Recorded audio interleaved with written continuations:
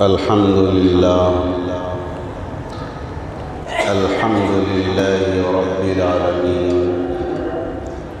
والصلاة والسلام على سيد المرسلين، أما بعد. أعوذ بالله من الشيطان الرجيم. بسم الله الرحمن الرحيم. إن عدة الشهور عند الله 12 شهرا. صدق الله العظيم. إن الله وملائكته يصلون على النبي يا أيها الذين آمنوا صلوا عليه وسلموا تسليما. درود پاک پڑھ لیجیے. اللهم صل على محمد وعلى آل محمد كما صليت على إبراهيم وعلى آل إبراهيم إنك حميد مجيد. اللهم بارك على محمد وعلى آل محمد كما باركت على إبراهيم وعلى آل إبراهيم إنك حميد مجيد.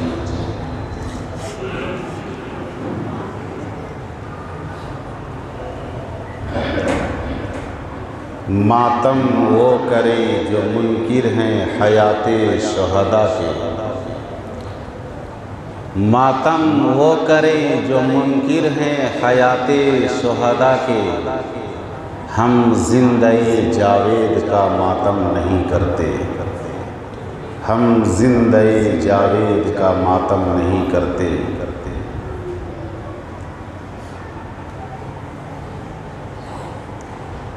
محترم حاضرین، قابل قدر بزرگ، سب سے پہلے آپ سارے اہل ایمان کو اسلامی تاریخی کیلنڈر کے اعتبار سے نیا سال مبارک ہو.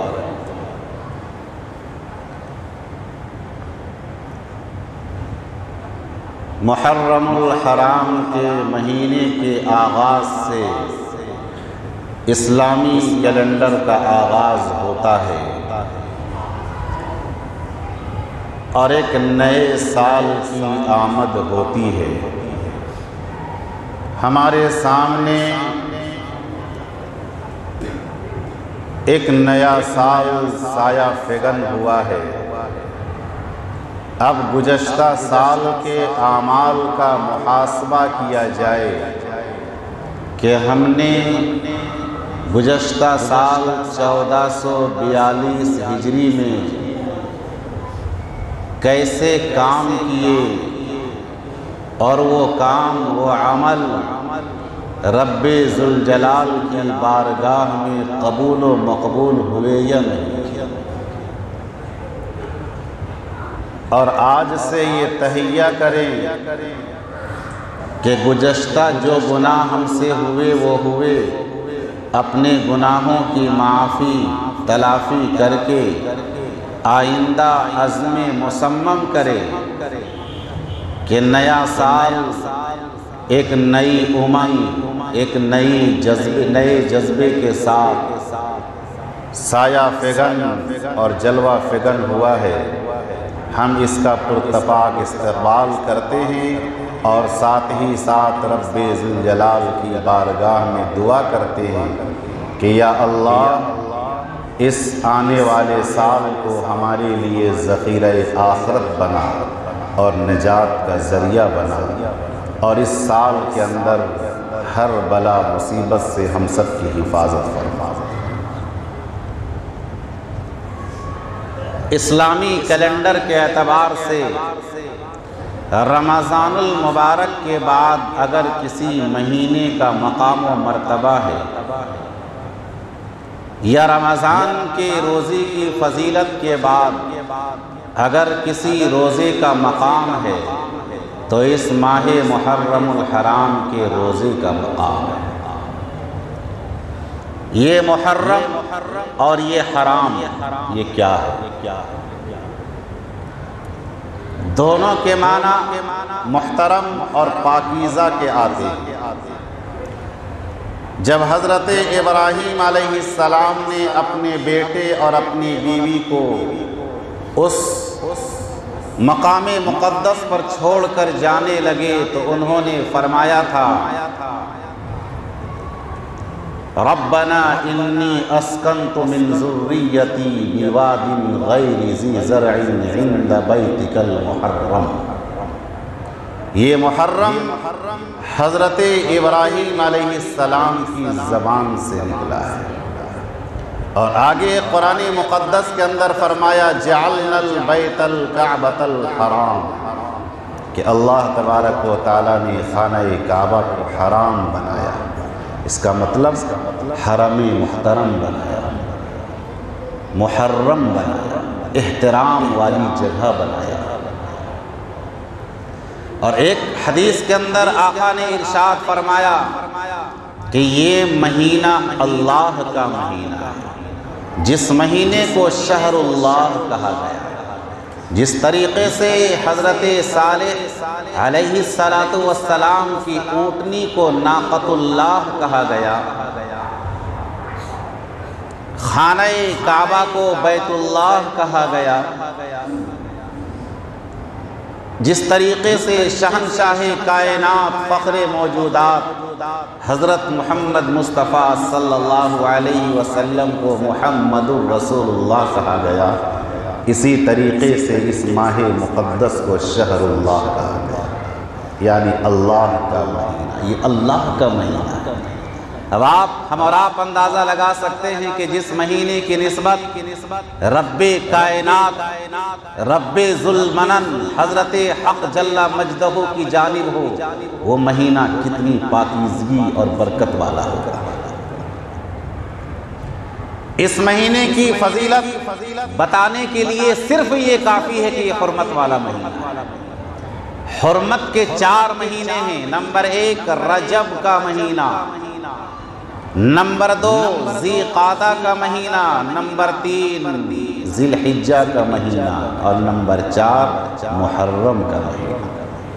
یہ مہینے قرآن کی روشنی میں حرمت والے مہینے ہیں۔ اس کا مطلب کہ اس مہینے کی زیادہ سے زیادہ عزت و قدر کی جائے۔ رجب کا مہینہ، ذی قعدہ جسے ہم اور آپ خالی کا چاند کہتے ہیں، ذی الحجہ کا مہینہ جسے ہم اور آپ قربانی کا چاند کہتے ہیں، اور یہ محرم الحرام کا مہینہ۔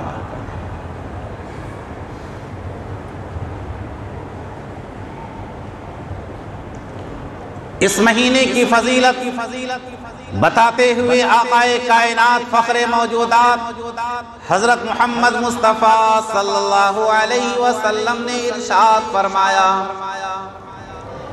اس مہینے کا مقام بتاتے ہوئے آقا کائنات صلی اللہ علیہ وسلم جب مکہ المکرمہ میں رہا کرتے تھے تو آپ وہاں پر روزہ رکھا کرتے تھے، لیکن رمضان کا روزہ رکھا کرتے تھے۔ اور پوری کائنات کے اندر جو بنی اسرائیل قوم ہے اس پر صرف پورے سال میں ایک روزہ فرض تھا۔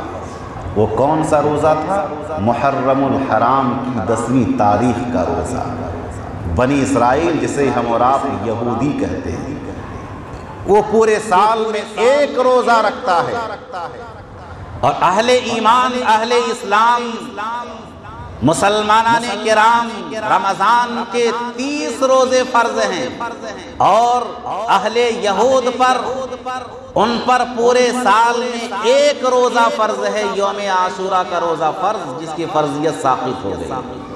رمضان کے روزے کی فرضیت کے بعد اس کا حکم منسوخ ہو گیا۔ اب کوئی چاہے محرم الحرام کی 10ویں تاریخ کا روزہ رکھے، کوئی چاہے نہ رکھے، کوئی پکڑ نہیں۔ آقا کریم صلی اللہ علیہ وسلم مکہ المکرمہ سے ہجرت کر کے مدینہ منورہ تشریف لے گئے۔ آپ نے کیا دیکھا کہ مدینہ والے روزہ رکھے ہوئے ہیں، وہاں کے یہود روزہ رکھے ہوئے ہیں۔ نبی اکرم علیہ السلام نے ان سے سوال کیا کہ تم لوگوں نے روزہ کیوں رکھا؟ ان یہودیوں نے کہا کہ ہمارا تعلق حضرت موسیٰ علیہ السلام سے ہے، ہم ان سے محبت کرتے ہیں، اسی محبت کی بنیاد پر ہم آج روزہ رکھے ہوئے ہیں۔ اس وقت آقا نے فرمایا کہ جتنا تعلق تمہارا حضرت موسیٰ علیہ السلام سے ہے، اس سے کہیں زیادہ ہمارا تعلق حضرت موسیٰ علیہ السلام سے ہے۔ آقا نے فرمایا کہ تم لوگ ایک روزہ رکھتے ہو۔ نبی اکرم علیہ السلام نے اپنے پیارے صحابہ سے فرمایا کہ یہودی ایک روزہ رکھتے ہیں، ان کی مخالفت میں 2 روزے رکھا کرو، ان کی مخالفت میں، اس لیے کہ حدیث میں آقا نے فرمایا خالف المشرکین والیہود والنصارى، کہ مشرکین یہود و نصارہ کی مخالفت کیا کرو۔ آج جو ہم پہنتے ہیں اپنا لباس، جو یہودیوں کا لباس ہے، اس سے منع کیا گیا ہے، حرام ناجائز کا فتویٰ نہیں دے پا رہا ہوں، لیکن من تشبہ بقوم فہو منہ، کہ جو کسی غیر کے قوم کی قومیت اختیار کرے گا وہ اسی میں سے ہو جائے گا۔ تو آقا نے فرمایا کہ خالف المشرکین والیہود والنصارى، کہ مشرکین اور یہود و نصارہ کی مخالفت کرو۔ اگر وہ ایک روزہ رکھتے ہیں محرم الحرام کے موقع پر، ان کی مخالفت کرتے ہوئے تم 2 روزے رکھا کرو، 9-10 روزے رکھا کرو یا 10-11 رکھے کرو۔ اب اس روزے کا کیا مقام؟ آخر یہ روزہ ہم کیوں رکھیں؟ اس روزے کی حدیث میں کوئی فضیلت آئی ہے؟ آئیے آقا کائنات علیہ السلام نے ارشاد فرمایا، میمون ابن مہران روایت کرتے ہیں حضرت عبداللہ ابن عباس سے، اور حضرت عبداللہ ابن عباس رضی اللہ تعالیٰ عنہ روایت کرتے ہیں آقا دو عالم علیہ السلام سے۔ آقا کا فرمان، نبی پاک علیہ السلام نے ارشاد فرمایا کہ جس نے محرم الحرام کی 10ویں تاریخ کو روزہ رکھا، اسے 10,000 حاجی اور 10,000 شہید کے برابر ثواب ملے گا۔ سبحان اللہ، کتنا ثواب ملے گا؟ محرم الحرام کے موقع پر کوئی روزہ رکھتا ہے، اسے 10,000 حاجی جانتے ہیں کسے کہتے ہیں؟ جانتے ہیں، وہ اپنے گناہوں سے بالکل پاک و صاف، اپنے گناہوں سے بالکل پاک و صاف۔ ایک حاجی کا مقام تو اتنا ہے کہ جب وہ حج بیت اللہ سے تشریف لاتے ہیں تو ان کے لبوں کو چوم لیا جائے، ان کی پیشانی کو چوم لیا جائے، ان کے دستے مبارک کو چوم لیا جائے، ان کے قدموں کو اپنے سینے سے لگا لیا جائے۔ کیوں؟ اس لیے کہ ان لبوں نے حجر اسود کا بوسہ لیا ہے، ان لبوں نے خانہ کعبہ کو چوما ہے، ان آنکھوں نے خانہ کعبہ کا دیدار کیا ہے، ان ہاتھوں نے غلاف کعبہ کو لمس کیا ہے۔ اسی لیے فرمایا گیا ہے کہ جب کوئی حاجی حج بیت اللہ سے فارغ ہو کر کے آتا ہے، وہ گناہوں سے ایسا پاک ہو جاتا ہے، ایسا پاک ہو جاتا ہے جیسا کہ آج اپنی ماں کے پیٹ سے جنم لیا ہے۔ اس کا مطلب بالکل معصوم ہوتا ہے۔ اور شہید ترمذی شریف کی روایت ہے، آقا نے فرمایا کہ جنت میں جانے کے بعد کوئی واپس نہیں آنا چاہے، جنت میں جانے کے بعد کوئی اور لوٹنا چاہے؟ اتنی مشکل سے جنت ملی ہے۔ چند نمازیں اور چند روزے کے صدقے میں اللہ تبارک و تعالیٰ نے جنت دی ہے، اور جنت میں داخل ہونے کے بعد اور باہر اور منڈلی بیلتر، یہ سنے ہیں کہ نا اپنا لطیفہ، اور منڈلی بیلتر جنت میں داخل ہونے کے بعد اور باہر نکلیں گے۔ لیکن میں آج یہ آپ کو بتا دینا چاہتا ہوں، جنتی جنت میں چلے جائیں گے، جہنمی جہنم میں چلے جائیں گے۔ رب کائنات جنت کا دورہ فرمائیں گے اور جنتیوں سے پوچھیں گے کہ جنتیوں ذرا بتاؤ، تجھے کسی چیز کی کمی ہے کیا؟ تجھے کسی چیز کی ضرورت ہے کیا؟ وہ سارے جنتی کہیں گے اے میرے پروردگار، جنت میں کس چیز کی کمی ہوگی؟ یہاں تو آرام کی جگہ ہے، یہاں تو عیش کی جگہ ہے۔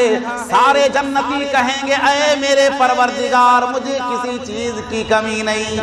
لیکن روایت کے اندر آتا ہے ترمذی شریف، جو حدیث کی بہت ہی معتبر اور مستند کتاب ہے، اس کے اندر آقا نے فرمایا کہ ایک ٹولہ کھڑا ہو جائے گا، ایک جماعت کھڑی ہو جائے گی، اور وہ کون سی جماعت ہوگی؟ وہ شہیدوں کی جماعت ہوگی، اور وہ شہید کہیں گے اے میرے پروردگار مجھے تیری جنت میں مزہ نہیں آ رہا ہے۔ سبحان اللہ، کیا کہیں گے وہ جنتی؟ وہ شہید جنتی کہیں گے اے میرے پروردگار مجھے تیری جنت میں مزہ نہیں آ رہا ہے۔ رب کائنات جاننے کے باوجود پوچھیں گے اے میرے بندے پھر تجھے مزہ کہاں آئے گا؟ وہ سارے شہید جنتی کہیں گے اے میرے رب تو مجھے دنیا میں بھیج دے اور میدان جنگ کا کارزار گرم ہو جائے اور دشمن سے میرا مقابلہ ہو جائے۔ دشمن سے مقابلہ کرتے کرتے دشمن کی جانب سے جو تلوار کی وار آئے اس وار میں اس کاٹ میں جو مزہ آتا ہے تیری جنت میں نہیں آ رہا ہے۔ اسی کو آقا نے فرمایا لَوَدِدْتُ أَنْ أُقْتَلَ ثُمَّ أُحْيَا ثُمَّ أُقْتَلَ، بخاری شریف کی روایت لَوَدِدْتُ أَنْ أُقْتَلَ ثُمَّ أُحْيَا ثُمَّ أُقْتَلْ ثُمَّ أُحْيَا ثُمَّ أُقْتَلْ۔ آقا نے 3 بار فرمایا کہ میری دلی تمنا ہے کہ میں اللہ کے راستے میں شہید ہو جاؤں، پھر زندہ کیا جاؤں، پھر شہید ہو جاؤں، پھر زندہ کیا جاؤں، پھر شہید ہو جاؤں۔ اس سے کیا پتہ چلا کہ شہادت کا بہت اونچا مقام ہے اور حج بیت اللہ کا بہت اونچا مقام ہے۔ تو یوم عاشورہ کے موقع پر اگر کوئی روزہ رکھتا ہے آقا نے فرمایا اسے 10,000 حاجی اور 10,000 شہید کے برابر ثواب ملے گا۔ 10,000 حاجی اور 10,000 شہید کے برابر ثواب ملے گا۔ اور یوم عاشورہ کے متعلق آقا نے فرمایا کہ اگر کسی نے اس یوم عاشورہ کے موقع پر کسی یتیم کے سر پر ہاتھ پھیر دیا، یتیم کو محبت کی نگاہ سے دیکھا جائے، یتیم کو گلے لگایا جائے، کوئی یتیم آپ کے سامنے سے گزر جائے اسے محبت کی نگاہ ڈالی جائے اس پر، اور موقع مل جائے تو ان کے سر پر اپنے دست شفقت کو پھیر دیا جائے، اس لیے کہ اس کا باپ قبر میں آہیں بھر رہا ہے، اس کا باپ قبر میں آہیں بھر رہا ہے، اس کے سر سے باپ کا سایہ اٹھ چکا ہے، جس طریقے سے ہمارے نبی کے سر سے باپ کا سایہ اٹھ گیا تھا۔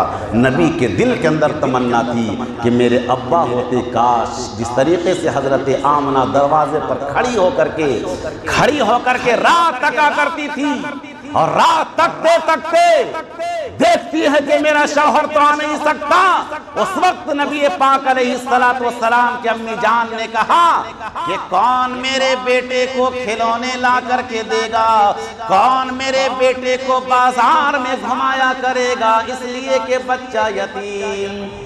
آواز آتی ہے آمنہ فکر مت کر، اس کا فکر کرنے والا موجود، اگر تیرا بیٹا کھلونا مانگے گا تو چاند کو کھلونا بنا دوں گا، اگر تیرے بیٹے کو سفر کو جی چاہے گا معراج پہ بلا لوں گا، اگر تیرے بیٹے کو سونے کو دل کرے گا خانہ کعبہ کے سامنے حتیم پر لٹا دوں گا۔ یتیم کا مقام، آقا نے فرمایا کہ یوم عاشورہ کے موقع پر کوئی محلے میں پڑوس میں یتیم مل جائے اس کے سر پر محبت کا ہاتھ پھیر دیا جائے، جتنے بال آپ کے ہاتھ کے تلے آئیں گے اتنی نیکیاں آپ کے نامہ اعمال میں رجسٹر میں لکھ دیے جائیں گے۔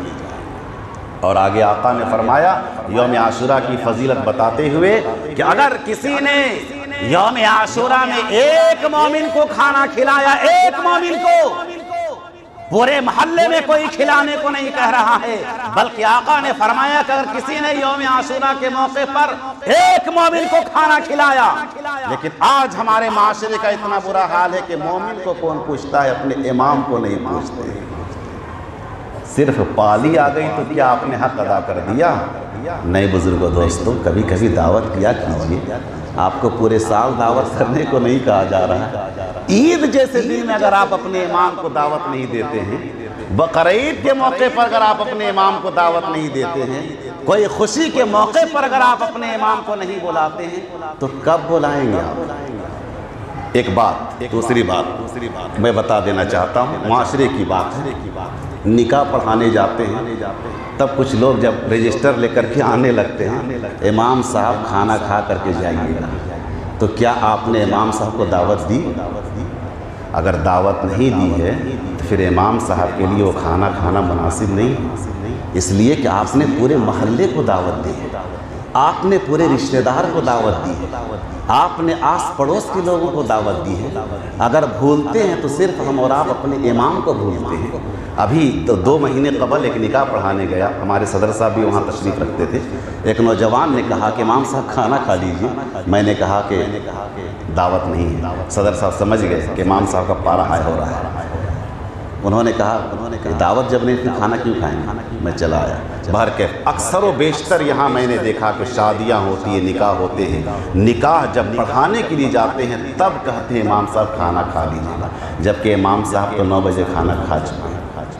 اس کا خیال رکھا جائے، اس کا خیال رکھا جائے۔ آپ کو دعوت دینے کا شوق ہے تو پہلے دعوت دیں گے، اور اگر نہیں تو کوئی بات نہیں، کوئی شکایت بھی نہیں ہے، لیکن اس کا خاص خیال رکھا جائے۔ باہر کہ مومن کو کھانا کھلانا، آقا نے کیا فرمایا کہ اگر کسی نے یوم عاشورہ کے موقع پر کسی ایک مومن کو کھانا کھلایا، آقا نے فرمایا کہ اس نے گویا میری پوری امت کو کھانا کھلایا ہے، گویا اس نے میری پوری امت کو کھانا کھلایا ہے، گویا کہ اس نے میری پوری امت کو کھانا کھلایا ہے۔ یہ ہے یوم عاشورہ کی فضیلت۔ یوم عاشورہ کی فضیلت بتاتے بتاتے حجت الاسلام حضرت امام غزالی رحمت اللہ علیہ نے کیا خوب فرمایا، جس کو آقا دو عالم علیہ السلام کی زبان مبارک سے بھی وہ بول، وہ جملے نکلے ہیں، وہ شرف حاصل ہوئے ہیں کہ جب حضرت آدم علیہ السلام سے خطا ہو گئی،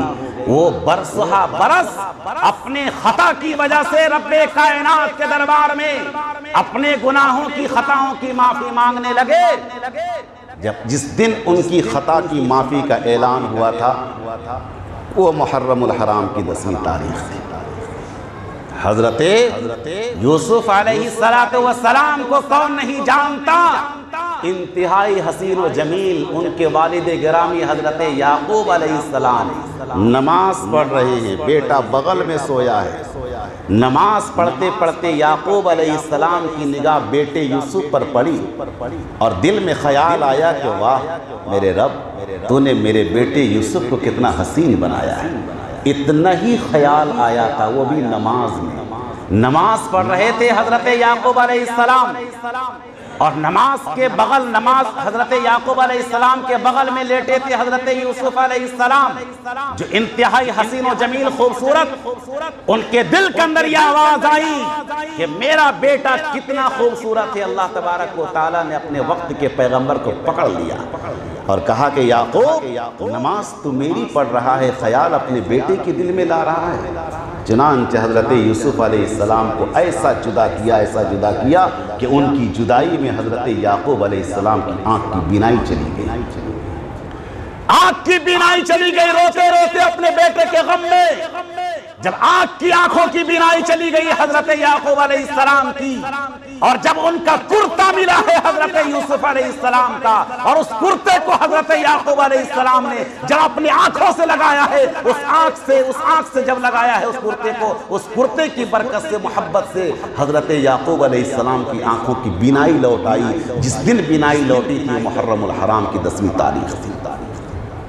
سبحان اللہ بولتے چلے جائیے، اتنی قیمتی بات بولتے ہیں، بس سبحان اللہ نہیں کہتے، بہت افسوس لگتا ہے۔ ایک صاحب تو ہمیں کہہ رہے تھے آپ یہاں تھک جائیے سبحان اللہ بلاتے بلاتے، لیکن دوسرا جمعہ نہیں بولیں گے، اور وہی ہوتا ہے آپ بولے کم سے کم، اچھا لگتا ہے، اور نیکیوں میں اضافہ بھی ہوتا ہے۔ آپ کو پتہ نہیں حضرت سلیمان علیہ السلام کی تخت جو تخت شاہی ہے، اور ایک سبحان اللہ ایک پرلے میں رکھ دیا جائے گا کل قیامت کے دن، اور تخت شاہی تخت سلیمانی کو ایک پرلے میں رکھ دیا جائے گا، جب تولا جائے گا ایک سبحان اللہ والا پرلا جھک جائے گا، سبحان اللہ ایک پرلا والا جھک جائے گا جس میں ایک سبحان اللہ ہوگا، اور تخت سلیمانی اوپر چلا جائے گا اور ایک سبحان اللہ پرلا نیچے آ جائے گا، اتنا مقام ہے۔ اور حضرت یوسف علیہ السلام کو جو تخت ملا، بادشاہت ملی، وہ محرم الحرام کی 10ویں تاریخ تھی، اور جب باپ بیٹے جدا ہوئے تھے، جس دن باپ بیٹے ملے تھے، وہ محرم الحرام کی 10ویں تاریخ تھی۔ حضرت عیسیٰ علیہ السلام کو اور حضرت ادریس علیہ السلام کو جو آسمان پر اٹھایا گیا، رفعت مکانی نصیب ہوئی ہے، آسمان پہ اٹھا لیا گیا ہے، وہ محرم الحرام کی 10ویں تاریخ تھی۔ اور حضرت موسیٰ علیہ السلام کو جب فرعون نے پیچھا کیا، حضرت موسیٰ علیہ السلام دریا پار کر گئے، جس دن دریا انہوں نے پار کیا تھا، محرم الحرام کی 10ویں تاریخ تھی۔ اور حضرت ایوب علیہ السلام، وقت کے بڑے پیغمبر حضرت ایوب علیہ السلام، جن کی بیماری اتنی زبردست، ابھی اس بیماری کا تذکرہ اور اس پوری تاریخ میں نے جناب مرحوم جناب اختر صاحب کے مکان پہ یہ پوری تقریر میں نے کی ہے، آپ اگر سننا چاہیں تو یوٹیوب میں سن سکتے ہیں، صبر کی برکات، اس موضوع پر میں نے تقریر کی ہے۔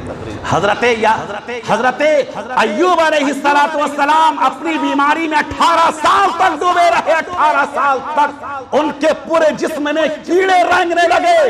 انہوں نے رب کائنات میں دعا کی کہ اے میرے پروردگار، میری زبان اور میری آنکھ کو محفوظ رکھنا، کیوں؟ تاکہ اس آنکھ سے میں اپنی بیوی کو دیکھتا رہوں، تاکہ میری بیوی کو کوئی نقصان نہ پہنچا دے، اور اس زبان سے میں تیرا ذکر کر سکوں، اس زبان کو محفوظ رکھنا۔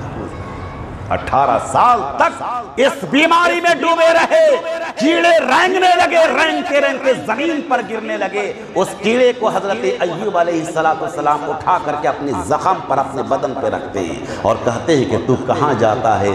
تیری غذا تو خدا نے میرا بدن بنایا ہے، تیری غذا تو خدا نے میرا بدن بنایا ہے۔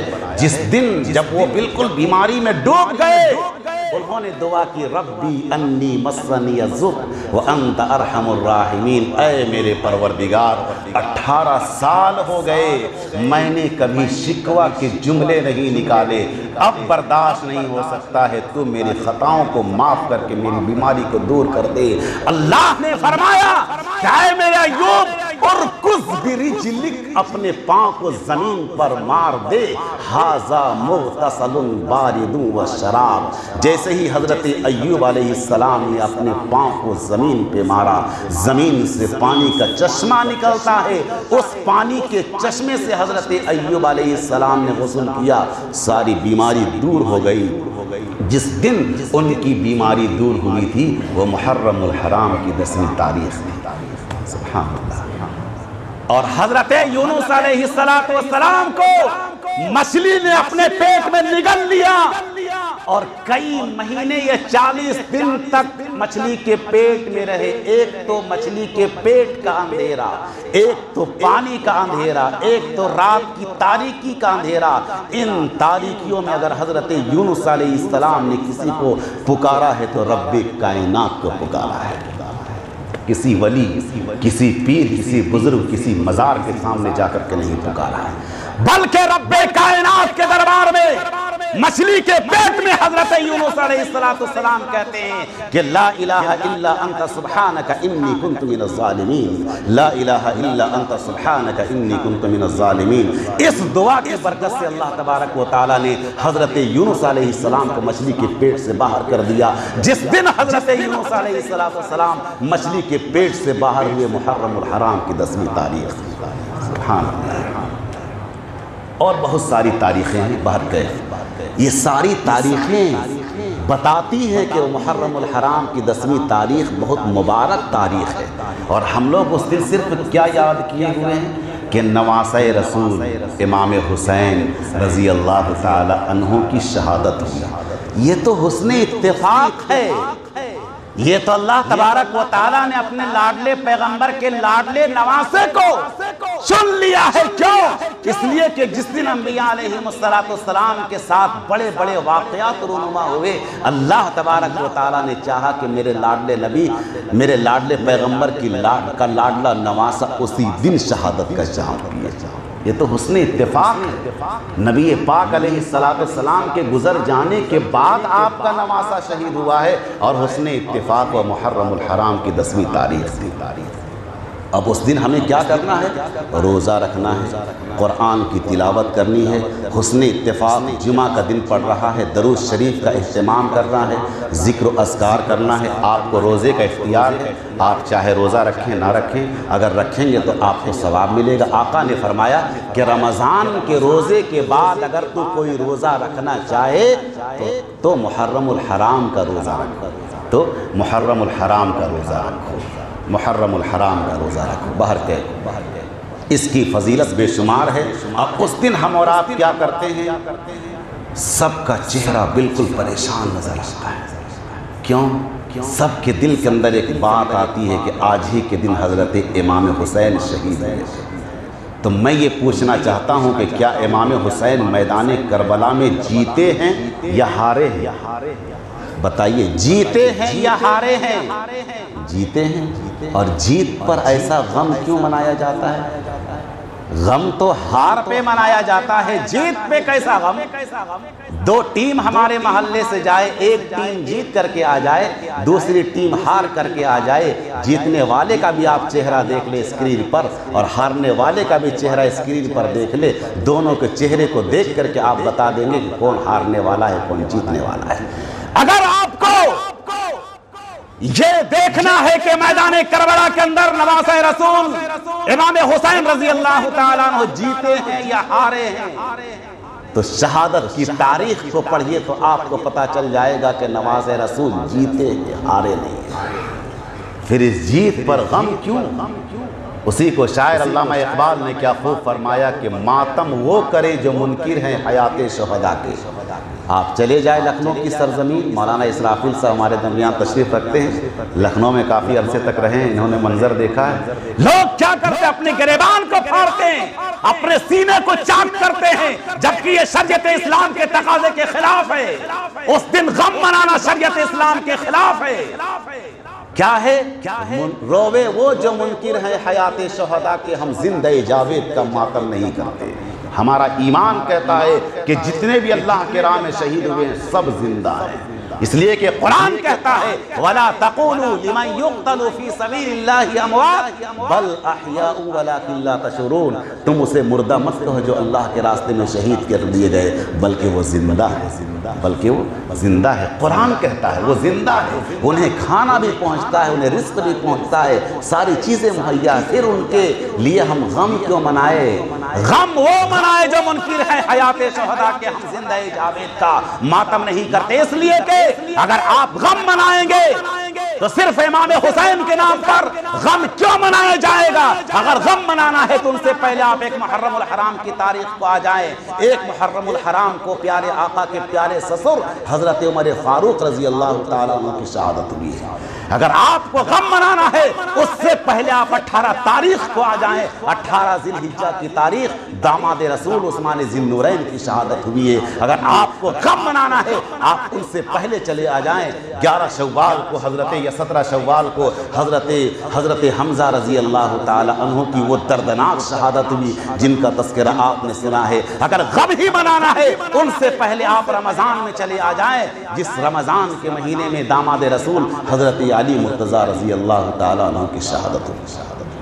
آپ کون سی تاریخ کو غم منائیں گے؟ اگر غم منانا ہے تو پورے سال آپ کو غم منانا ہوگا، اس لیے کہ کفن بردوش سے کوئی ایسا مہینہ خالی نہیں گیا ہے کہ جس مہینے میں اسلام کا چاہنے والا، اسلام کا متوالا، اسلام اور ایمان کا اور عاشق رسول جس نے نبی کی محبت میں ڈوب کر کے خون کی ندیاں نہ بہائی۔